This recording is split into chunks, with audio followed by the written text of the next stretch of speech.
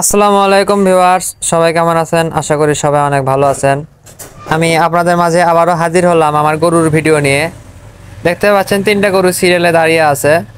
আর গরুগুলোর কীরকম পরিবর্তন হলো আপনারা অবশ্যই কমেন্টে জানাবেন। গরুগুলো কিন্তু কিনে নিয়ে আসছিলাম একটু উস্কো খুস্কো, এখনও মোটামুটি একটু চেহারা সুন্দর হয়েছে এবং খাবারের রুচিটা কিন্তু তুলনামূলক অনেকটাই বেড়ে গেছে। আশা করা যায় যে এই গরুগুলা সামনে ভবিষ্যতে আরও অনেক ভালো হবে। আর এর লেজটা দেখেন আগের তুলনায় একটু বড় হয়েছে, দেখে হয়তো বা বুঝতেই পারতেছেন। বিশেষ করে মাঝখানের গরুটা, এই তিন গরুর মধ্যে কিন্তু এই মাঝখানে গরুটার কিন্তু পার্সেন্টেজ সব থেকে হাই কোয়ালিটি। এবং এই গরুটা যদি পালন করা যায় 1 থেকে 2 বছর, তাহলে কিন্তু এই একটা গরুর মার্কেট প্রাইস হতে পারে 3.5 লক্ষ টাকার মতো, বা 3 লক্ষ টাকার মতো হলেও হতে পারে যদি ভালো মতো যদি ফ্যাটেনিং করা যায় তাহলে। আর যদি ফ্যাটেনিং না হয়, যদি উস্কো খুস্কো থাকে, যদি স্বাস্থ্য না হয়, তাহলে তো বুঝতেই পারতেছেন কীরকম দাম হবে। তো যাই হোক ভিউয়ার্স, এই যে গোয়ালটাকে দেখেন কি সুন্দর আমি শুকনো রাখছি। শীতকাল একটা মানে শীতকালে আর যাই করেন ভিউয়ার্স, সকালে শুধু একবার গোয়ালটাকে ধুয়ে দিবেন, তারপরে আর গোয়াল ধোয়ার কোনো দরকার নাই। গোয়াল মনে করেন যে ঝাড়ু দিয়ে মনে করেন যে গোবরগুলো সাইড করে রাখবেন বা ফেলে দিয়ে আসবেন, যেটা আপনার এলাকা অনুযায়ী সুবিধা হয়, আপনার পরিবেশ অনুযায়ী সুবিধা হয়, সেটাই করার চেষ্টা করবেন। তাহলে কোনো রকমের সমস্যা হবে না বলে আমি মনে করি। আর আমি যেটা করতেছি বর্তমানে, গরুর পাশাপাশি আমি মুদির দোকানে আমি কিছু কাঁচামালের আইটেমও তুলছি। যেমন ধরে নেন ওই আলু, মরিচ, পেঁয়াজ, ফুলকপি, তারপরে লাউ, মিষ্টি কুমড়া বা মিষ্টি লাউ, বেগুন, এগুলো সব কিছু আমি আইটেম তুলছি অল্প অল্প করে, দেখার জন্য যে আসলে মুদির দোকান থেকে সব জিনিস বিক্রি হয় নাকি। এবং পাশাপাশি আরও একটা জিনিস আমি ভাবতেছি যে আমি গরু ছাগলের যে খাবারটা যেটা আমি কিনে নিয়ে আসি, ওই খাবারটাই আমি অল্প অল্প করে মনে করেন যে বস্তা আকারে নিয়ে এসে আমার দোকানে আমি তুলবো বিক্রি করার জন্য। যদি এখান থেকে মোটামুটি সেল শুরু হয়ে যায়, তাহলে তো মনে করেন যে আমি আস্তে আস্তে ব্যবসাটাও চালু করে দেবো এখানে। আসলে মনে করেন আমার দোকানটা একটু মোটামুটি বড়, যার কারণে আমি এই সকল জিনিস করার মানে সাহসটা পাচ্ছি। এখন যদি মোটামুটি সেলটা যদি ঠিক মতো হতে হয়, তাহলে মনে করেন যে আমার টেনশন নাই। আর সেল মোটামুটি ঠিক মতো হওয়ারই কথা, কারণ আমার এখানে অনেক মানুষই মুরগি পালন করে। আর বাজারে যে দামে বিক্রি হচ্ছে খাবার, সেই দামে যদি আমি এখানে বিক্রি করি, তাহলে কিন্তু আমার থেকেই কিন্তু সবাই কিনে নিয়ে যাবে। বরঞ্চ আমি দেখতেছি যে আমাদের এলাকার ওই পারে একটা দোকান আছে, যেখানে মনে করেন যে প্রত্যেকটা খাবারের দাম 2 টাকা 1 টাকা করে, তারা বেশি নেয়। আর আমি চেষ্টা করবো একটু কম দামে বিক্রি করার। আর টেনশন নাই, কারণ আমার বাসাতে গরু আছে, ছাগল আছে, মুরগি আছে। আমার গরুরা যে সকল জিনিস খায়, সেই সকল জিনিস আমি তুলবো। যদি নষ্ট হওয়ার পরিস্থিতিতে চলে যায়, তার আগে আমি আমার গরুদেরকে সেগুলো খাওয়াই দিব, তাহলে আর টেনশন থাকবে না। বোঝেন এবার এই গরুটাকে কাছে থেকে দেখার চেষ্টা করেন ভিউয়ার্স। মোটামুটি কিন্তু আগের তুলনায় কিন্তু একটু হলেও পরিবর্তন আসছে। আমি বলবো না যে সেই রকম পরিবর্তন, তা না, মোটামুটি পরিবর্তন আসছে। আর এই গরুগুলোর সেবা কিন্তু এখন আমার বউই করে। আমি কিন্তু এই গরুগুলোর কাজ তেমন একটা করি না। ও নিজে হাতে 3টা গরু যত্ন করে। মানে আমি বিয়ের আগে কোনোদিনও কল্পনা করিনি যে আমার বউ মানে এই সকল জিনিস করবে বা করার চিন্তা ভাবনা মানে আমার মাথায় আছে, আমি কোনোদিন ভাবিনি। আগে জানতাম যে ওই বিয়ের আগে সবাই বলে যে বউ যা বলা হয় বউ সেটাই করবে, হ্যাঁ আছে তেন আছে। কিন্তু এখন বিয়ে করছি, করার পরে আমি বুঝতে পারতেছি যে না, আসল কথা এখনো অনেক ধরনের মেয়ে আছে যারা গরু ছাগলের কাজকে ঘৃণা করে না, এই সকল কাজকে মনে করেন যে মনোযোগ সহকারে করে। ও শুধু গরু ছাগলের কাজ না, গরু ছাগলের পাশাপাশি মুরগিদেরও খাবার দেয়, কবুতরকে খাবার দেয়, আবার রান্না বান্নাও সব কিছুই ঠিক মতো করে, প্লাস ঘরের কাজও করে, সব কিছু। মানে এক কথায় ও আমার বাড়ির সম্পূর্ণ কাজের দায়িত্ব ও নিছে। আর আমি মনে করেন শুধুমাত্র দোকানে বসি, ঠিক মতো দোকানদারিটা করতেছি। আগে খামারটা ছিল আমার, এখন মনে হয় যে না, আসলে আমি এই খামারের মালিকই না, বা আমি এই খামারের রাখাল না, এখন ওই হলে এই খামারের রাখাল হয়ে গেছে সোজা কথা। কারণ মালিক একজন, সেটা হচ্ছে ওপর আল্লাহ। এই জন্য আমি মানে মালিক হিসেবে দাবি করতেছি না, মালিক হিসেবে দাবি করাটা ঠিক না। আর সত্যি বলতে গরুগুলোর সাথে যে আমি দেখা করবো, এদের সাথে মনে করেন যে এদেরকে একটা আদর করার একটা বিষয়, সেটারও সুযোগ আমি পাই না। সোজা কথা, ঘুম থেকে উঠে গোসল করে নাস্তাও মনে করেন যে করি না, গোসল করে আমি চলে আসি দোকানে।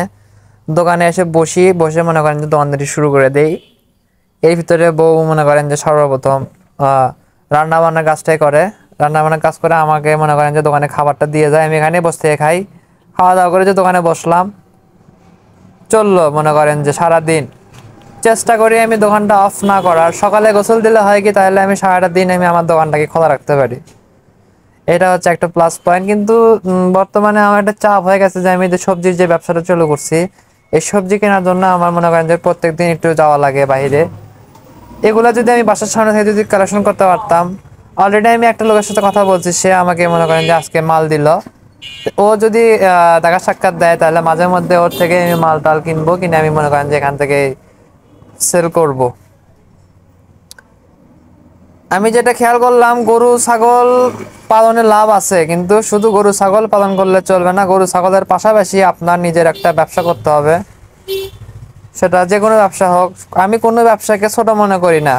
আর আমি মনে করি যে আমার ভিডিও যারা দেখে তারা আমার মতনই গরিব, আমার মতনই অসহায়। বোঝেননি? আমি মনে করব যে আমার যদি 2টা গরু থাকে আর আমার কাছে যদি একটা যদি রিক্সা থাকে, আমি যদি রিক্সা চালাই, রিক্সা চালায় যদি আমি যদি দিনে যদি 600 টাকা কামাই করতে পারি, আমি অনায়াসে নিজের খাবার খরচ সহ, নিজের পরিবারের অন্ততপক্ষে খাবার খরচ সহ আমি 2টা গরুকেও খাওয়াতে পারবো প্রত্যেকটা দিন। তাহলে কি হলো, আমার মাস শেষে যে খাবারের টাকাটা আমি গরুদের পিছনে খরচ করলাম সেটা আমার ব্যাংকে জমা হয়ে গেল। মানে গরুটাই হচ্ছে আমার একটা ব্যাংক, এখানে জমা হয়ে গেল। আর তার পাশাপাশি আমি যে কষ্টটা করলাম এটা হচ্ছে হালাল একটা উপার্জন, আর গরু তো একটা হালাল একটা উপার্জন। তো আমার এই গরুর একটা সমস্যা হয়েছে, সেটা হচ্ছে জিবা খালি ঘুরবাক ঘুরবাক করে। তো আমি গরু তো দিচ্ছি না, আমার জিবা আমি যা পারে তাই করে লিক। কারণ ওর এই একটা ওষুধ যেটাই হোক করে কিনতে গেলে 12 টাকা লাগবে। আর এই মুরগির বাচ্চাটার কন্ডিশন খুব একটা ভালো না, চোখ মুখে খুব সেই রকম বসন্ত উঠছে। আমি পটাশ লাগাই দিছি কিন্তু আমি কোনো ভালো রেজাল্ট পাচ্ছি না। এখন দেখা যাক ওর থেকে আমি কি রেজাল্টটা পাবো, যদি সুস্থ হলে হলো, না হলে তো মারাই গেল, কোনো কিছু করার নাই। মূলত গরু নিয়ে আমার যা একটু মানে টেনশন।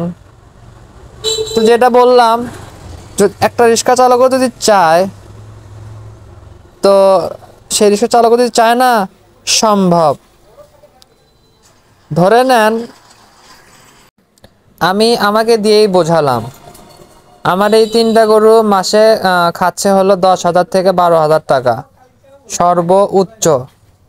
এখন আমি যদি একটা রিক্সা কিনে যদি চালাই, আর সেই রিক্সা থেকে যদি আমি যদি প্রত্যেক দিন যদি সর্বনিম্ন 500 টাকা করে কামাই করতে পারি এবং সর্বোচ্চ 700-800 টাকা যদি কামাই করতে পারি, আমি ধরে নিলাম 600 টাকা আমার দিনে কামাই, তাহলে আমার মাসিক ইনকাম হচ্ছে হলো 18,000 টাকা। এখন আমার পরিবারে আমি আছি, আমার বউ আছে, বা ধরে নিলাম আমার বউ নাই, আমি আছি, আমার বাবা মা আছে, আমরা নেহায়াতি গরিব। আমাদের শুধু থাকার মতন একটা ঠাঁই আছে, একটা হলো বাসা, বাসাতে একটু জায়গা আছে। সেখানে আমি কি করলাম, 2টা গরু পুষলাম, 2টা গরু কিনে নিয়ে আসলাম ধার দেনা করে, যেভাবে হোক, বা জমি জমা ছিল কোনো এক প্রান্তে, সেটা বিক্রি করে আমি 2টা গরু ক্রয় করে নিয়ে আসলাম। 60, 120 মানে 1,20,000 টাকা দিয়ে আমি 2টা গরু কিনে নিয়ে আসলাম। তারপরে আমি গোয়ালটা কোনো মতো খালি বেড়া দিয়ে ঘিরে মাথাটা কোনো মতো মানে লামসাম করে একটু পাকা করে নিলাম। সেখানে আমার খরচ হলো 6,000 টাকা। তাহলে আমার এবারে তো খরচ হলো 1,26,000 টাকা আমার খরচ হয়ে গেল। এখন আমার পুঁজি মানে আমার ইনকামের জন্য আছে একটা রিক্সা। আর যেহেতু আমার মা বাবা বেঁচে আছে, একটু বয়স্ক বা অসহায় টাইপেরই মানুষ, মানে বয়স হয়ে গেছে, কিন্তু 2টা গরুর খেদমত তারা চাইলে করতে পারে। আপনি কি করলেন বা আমি কি করলাম, সকালে ঘুম থেকে উঠে ভোরে আমি বের হলাম রিক্সা নিয়ে। আমি সকালে মনে করেন যে 3 থেকে 4 ঘন্টা রিক্সা চালালাম। আমার টার্গেট হবে সকালে আমি 300 টাকা ভাড়া মারবো এবং বিকালবেলা আমি 300 টাকা ভাড়া মারবো, এটা আমার টার্গেট হবে। এরকম একটা মানে টার্গেট নিতে হবে। তাহলে যদি আমি এরকম করতে পারি, আমার কিন্তু দিন 600 টাকা চলে আসলো। এভাবে যদি আমি চেষ্টা করি, দেখা যাবে যে আমার এই প্রত্যেক মাসে আমার 2টা গরুর পেছনে যদি আমার দিনে যদি 200 টাকা করে খরচ হয়, দুই গরুর পেছনে আমার মাসে 8,000 টাকা খরচ হবে। 8,000 টাকা করে যদি আমি 3 মাস খরচ করি, 3 8 24, 24 আর 26 কত হয় আশা করি আপনারা বুঝতে পারতেছেন।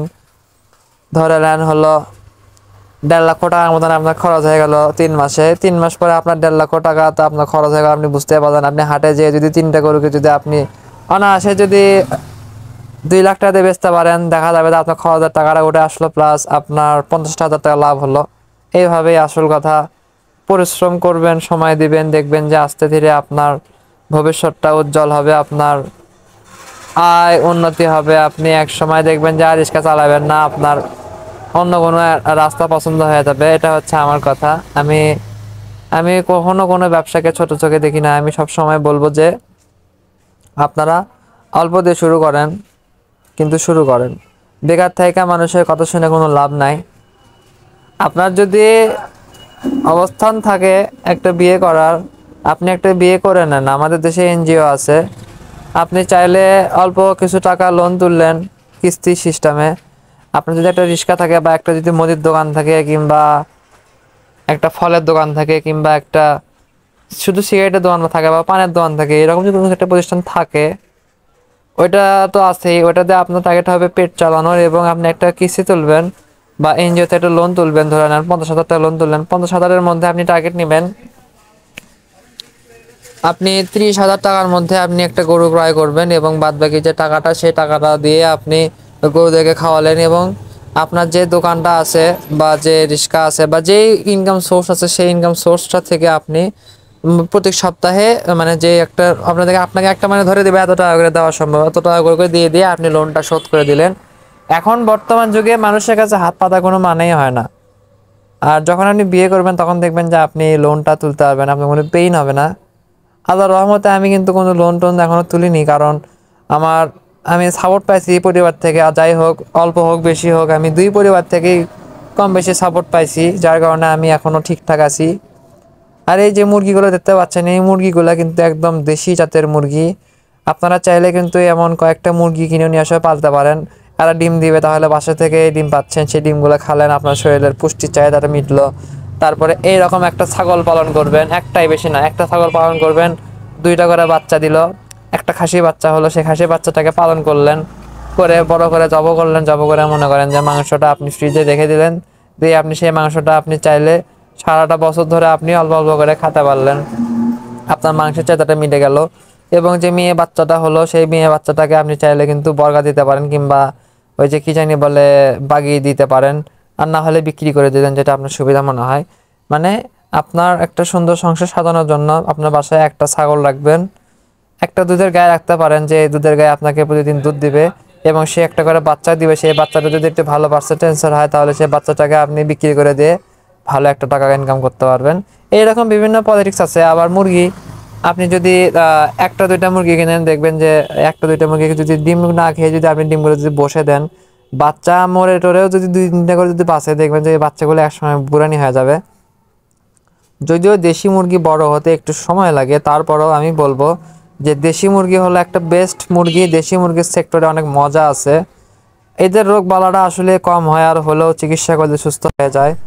তবে হ্যাঁ, আমি কিন্তু আজ পর্যন্ত মুরগির ঠান্ডাজনিত রোগ কিন্তু আমি ঠিক করতে পারিনি। আমি মোটামুটি রানী খেতেও যদি হয়, আমি দেখছি যে ঠিক মতো ওষুধপত্র খাওয়ালে ঠিক হয়ে যায়, কিন্তু সর্দির আমি কোনো ওষুধ আজ পর্যন্ত খুঁজে পাইনি। হয়তো বা ওষুধ আছে, এটা একটা গোমর, সেই গোমরটা আমার জানা নাই। একটা পাকিস্তানি মুরগি আমি রাখছি খাতার মধ্যে, যেটাকে দেখতে পাচ্ছেন এটা আমারই পাকিস্তানি মুরগি, এবং গলা ছাড়া যেটা দেখতে পাচ্ছেন এটা আমি কয়েকদিন আগে কিনে নিয়ে আসছি। আর ডেকি মুরগি একটা নিচে 430 টাকার মতো, আর এটা আমি রেখে দিছি, এটা বাচ্চা আনছিলাম। এই সকল জিনিস আমি রাখছি অল্প অল্প করে। আমার ইন ফিউচারে যদি আমার যদি একটা বড় একটা জায়গা থাকে, 10 শতক 20 শতক বা 30 শতকের মতো, তখন আমি আমি আপনাদেরকে, যেহেতু আমার এই চ্যানেলটা যদি থাকে, যদি আমি ভিডিও ছাড়ি, আমি যদি বেঁচে থাকি, তাহলে আমি অবশ্যই এখনকার মতন তখনও প্রতিদিন ভিডিও ছাড়বো। আর তখন হয়তো বা ভিডিও কোয়ালিটি আরও ভালো হবে, কারণ এই ফোনের ক্যামেরা খুব একটা ভালো না।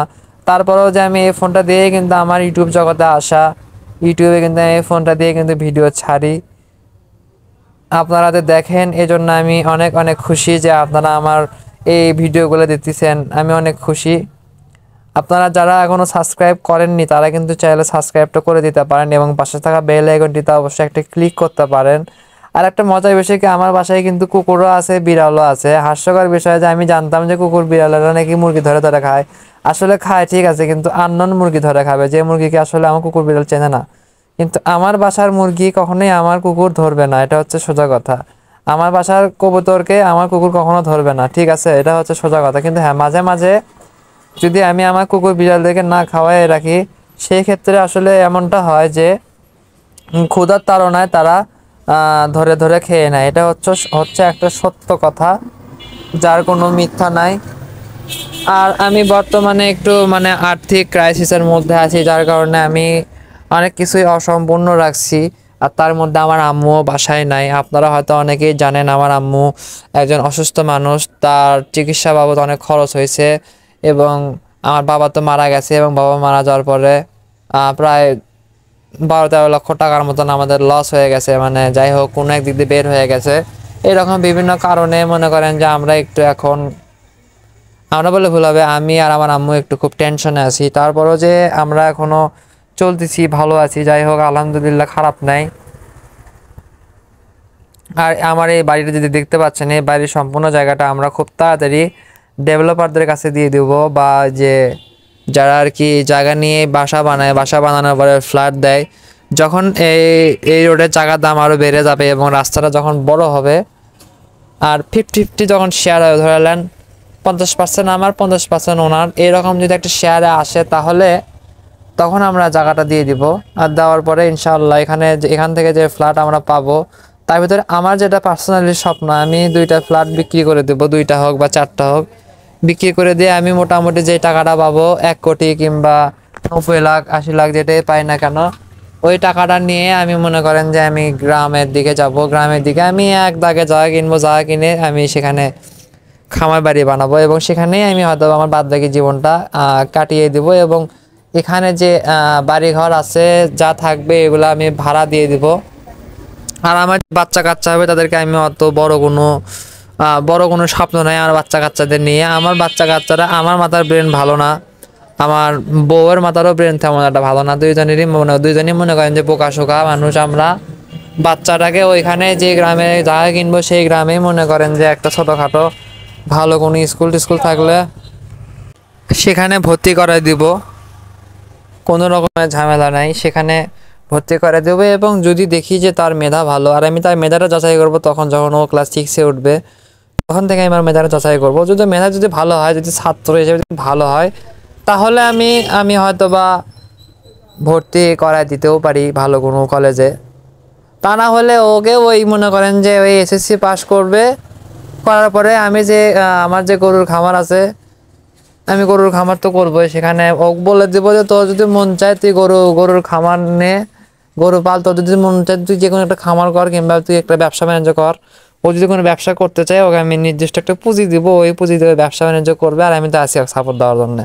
কারণ ব্যবসা যে ব্যবসায়ী হোক না কেন, আমার কাছে ব্যবসার একটা অন্যরকম চাহিদা আছে। মানে ব্যবসায়িকদের আমার খুব ভালো লাগে, কারণ ব্যবসার মধ্যে ঝুঁকি আছে, ব্যবসার মধ্যে লাভ আছে, ব্যবসার মধ্যে লস আছে, ব্যবসার মধ্যে আতঙ্ক কাজ করে। যে আমি যেমন আজকে আমি কিছু টাকার কাঁচামাল ক্রয় করছি, ক্রয় করে আমি এখন ভাবতেছি যে মালগুলো কি সত্যি বিক্রি হবে নাকি নষ্ট হয়ে যাবে। খেতে পারলেও কটা খাবো, আমি আমার বউ তো এই 2জন মিলে কটাই আর খাবো, কারণ আমার মা নাইও বাসায়। যাই হোক, এসব কিছু নিয়ে একটু পেইনের মধ্যেই আছি। কিন্তু আল্লাহ ভরসা, এটা তো দোকানের টাকা দিয়ে আমি কিনছি, এখন যদি এটা বিক্রি হয়ে গেল তো হলো, না হলে নিজেদেরই খাতে হবে। নষ্ট হলেও করার কিছু নেই। ব্যবসা আমি যেটা বুঝলাম যে আমার এখানে একটা মাস হয়তো মাল নষ্ট হবে, ভালোই নষ্ট হবে, কিন্তু তারপরে আস্তে আস্তে এখানে আমার কয়েকটা গাড়া কি মানে হয়ে যাবে, তারা আমার থেকেই ক্রয় করবে, এবং আমিও গোমরটা বুঝতে পারবো, এবং আমিও মনে করেন যে কোথায় থেকে মাল কিনলে আমি বাজারে যে দাম সেই দামে এখানেও বেচতে পারবো, এরকম একটা মানে বুদ্ধি করতে হবে। আর এইগুলা করার পাশাপাশি আমি আরও একটা বুদ্ধি করছি, সেটা হচ্ছে আমি একটা ব্রয়লার মুরগির শেড করব, মানে এখানে মানে আমার তো যেহেতু দোকান, একটু ব্রয়লার মুরগি বিক্রি করব, মানে জব করে আর কি, যে মুরগি মানে তো মানুষের জন্য না, ব্রয়লার মুরগি পাকিস্তানি মুরগি জব করে একদম সিলেটে নিয়ে যায়। তো আমার এটা করারও ইচ্ছা আছে, এখন দেখা যাক কতদূর পর্যন্ত এগোতে পারি। একটা বছর যাক, তারপর আমি এই চিন্তা ভাবনাটা করব। যদি ভালো হয় তাহলে হলো, না হলেও তো প্যারা নাই। ব্যবসা করে খাতে আমার খুব ভালো লাগে, সোজা কথা। আমি আশেপাশে আমার টার্গেটটা হচ্ছে কি সুপার শপ, তো আপনারা মোটামুটি জানেনই। তো আমার ইচ্ছা আছে আমার এই দোকানটা বানাবো আমি গরিবের সুপার শপ। আর ওয়ান ডে আমি আমার দোকানের নামও দিব গরিবের সুপার শপ। এখানে সব ধরনের মালই পাওয়া যাবে কম দামে, এবং আমার দোকানের ডেকোরেশনটাও হবে একদম সাদামাটা স্বাভাবিক, কোনো রকমের ভিআইপি না, কোনো রকমের টাইলস থাকবে না, কোনো রকমের ডিজাইন থাকবে না, স্বাভাবিক একটা মানে যেন এখানে গরিবেরা যেন নিশ্চিন্তে যেন আসতে পারে, তারা যেন নিজের মান সম্মানের ভয়টা না করে, এরকম আমার একটা ইচ্ছা আছে, ভবিষ্যৎ পরিকল্পনা। যদি এখন আল্লাহ তাআলা যদি কবুল করে নেয় তাহলে আমি এখান থেকেই ভালো একটা কিছু বের করতে পারবো বলে আমি মনে করি। এখন আল্লাহ যে কি কপালে রাখছে এটা আমি তো বুঝতে পারতেছি না, তবে সময় হইলে টের পাবো যে কি হয়। আচ্ছা ভিউয়ার্স, ঠিক আছে, আজকে ভিডিওটা এখানে শেষ করে দিলাম। আপনারা ভালো থাকেন, আল্লাহ হাফেজ।